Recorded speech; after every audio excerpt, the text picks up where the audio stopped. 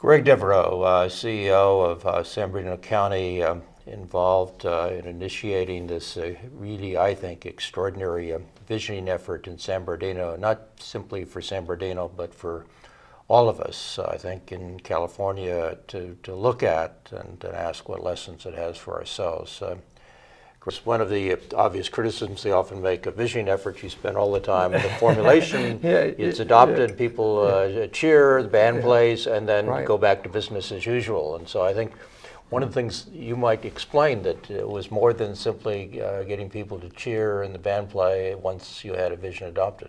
Supervisors, how are they, the traditional notion is the supervisors divide the world up into 5 different kind of kingdoms.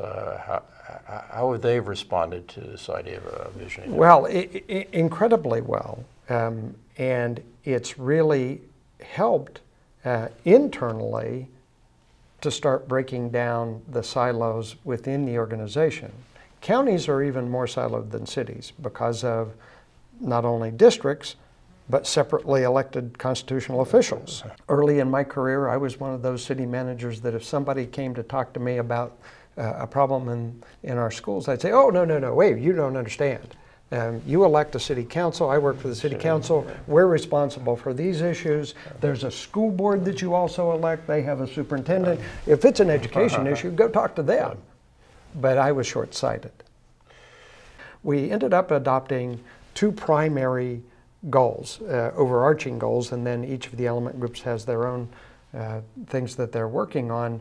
But one of those was cradle-to-career education, that as a community, in pursuit of that vision, we were committing to all sectors of the community supporting cradle-to-career education. It's all of our responsibility to support the educators. The lack of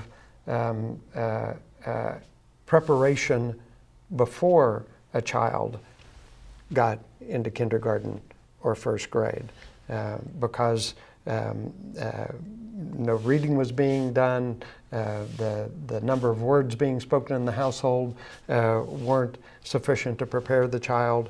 Well, that's a community issue. That's not an education issue. That's not an issue for educators. They have to deal with the effects of that, but that's really a community issue. In many parts, in many of our cities and in many households, the expectation of higher education isn't there. Yeah. That's a community issue. That's not an issue that the educators can fix. If you need an educated workforce, so you need an education system that is working well, it's hard to educate kids if they're not well enough or haven't been fed enough to be paying attention. So you have to care about health care. You have to care about their nutrition. We formed what we called element groups or elements of that vision and what it would take to fulfill that vision. We need to support all 33 of our school districts with community cabinets. And those community cabinets are made up of all of those elements. For years, whether it was labor or business or other governmental entities, parents, all of those stakeholders have wanted better schools and were willing to help the schools, but they never could figure out how to access the schools to help them. They could never figure out what they needed help with.